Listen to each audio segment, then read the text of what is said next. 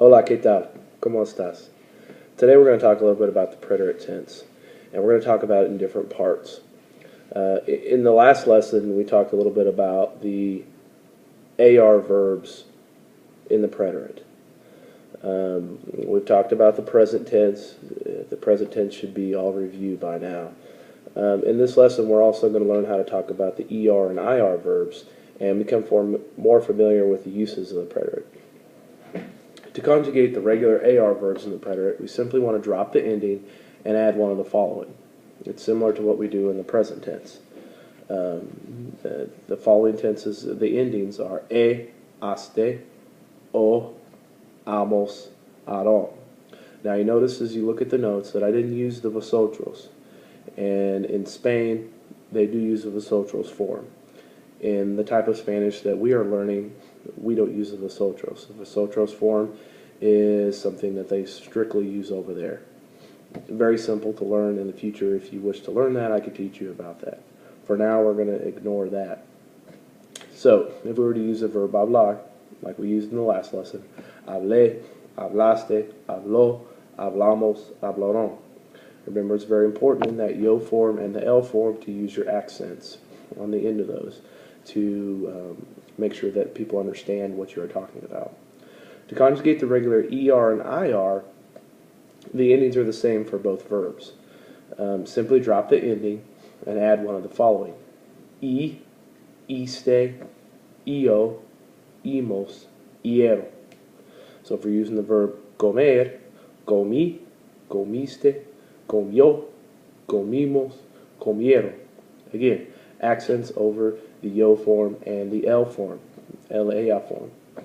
If we're using the verb vivir, which is an IR verb, viví, viviste, vivió, vivimos, vivieron. Very important to have those accents.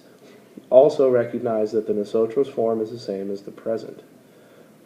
We use the context of what we're talking about to make sure that those are correct. The preterite is used differently as the imperfect, which is the other tense in the past tense. The preterite is used for actions that can be viewed as single events.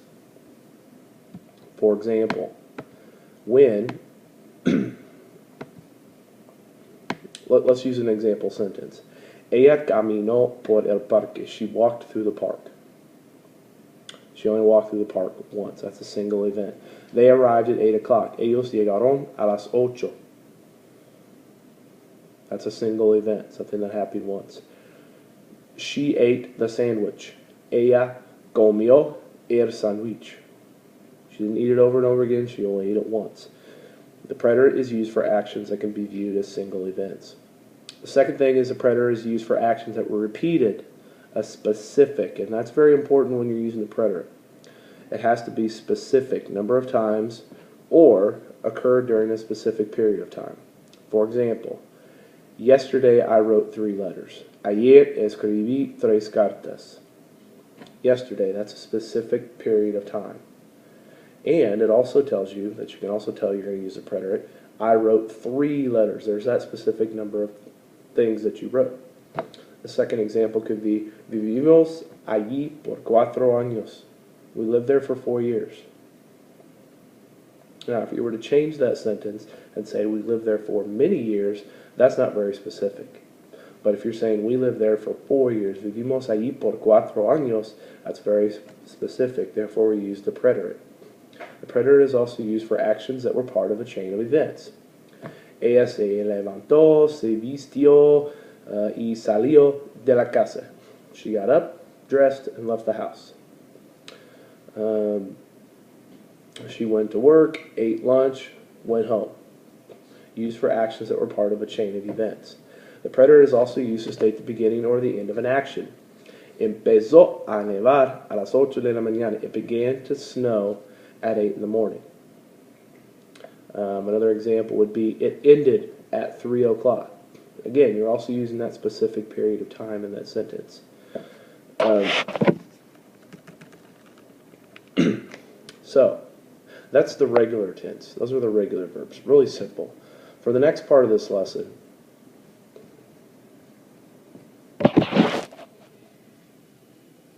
For the next part of this lesson, we're going to talk a little bit about 4 important verbs that you will also use in the preterite tense. And these are verbs that you're going to use all the time. The verb ser, which means to be, the verb ir, to go, dar, to give, and hacer, to make or to do. Those are verbs that you use all the time.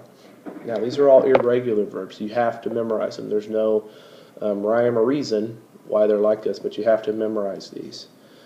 Ser and ir are the same, and that's confusing sometimes, but ser and ir are the same. Fui, fuiste, fue, fuimos, fueron. Very simple. Fui, fuiste, fue, fuimos, and fueron. Okay, for the verb dar, di, diste, dio, dimos, dieron. Di, diste, dio, diermos, dieron.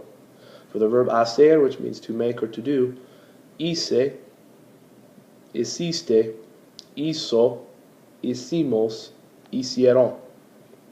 Hice, hiciste, hizo, hicimos, hicieron. And again, if we want to review some of the rules that we talked about in the last little lesson for using the preterite. Actions that can be viewed as single events. Actions that were repeated a specific number of times. Actions that occur during a specific period of time. And for actions that were part of a chain of events.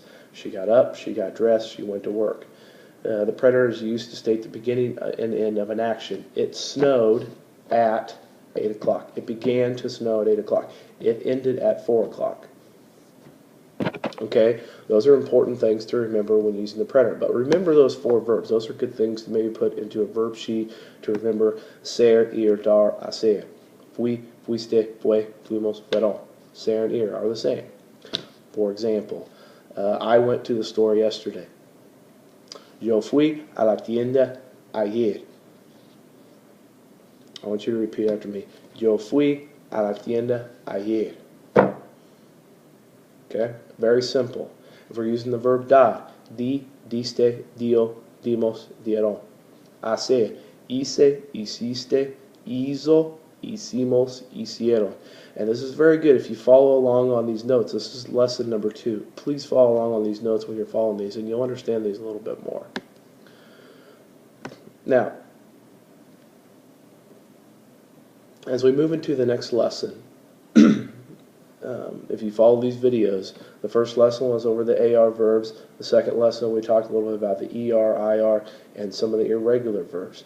And the next couple lessons that we'll go through, we'll talk a little bit about the irregular verbs, the stem changing verbs, and the verbs that end in GAR, ZAR, and CAR. So please follow along on those, and this will help you through this lesson, as the preterite tense is one of the toughest things to learn in Spanish. So look for the next lessons. I'll post those on the website. If you have any questions, send me an email, a tweet, or we'll meet on Skype and we can figure it out. Okay? Hasta luego. Adios.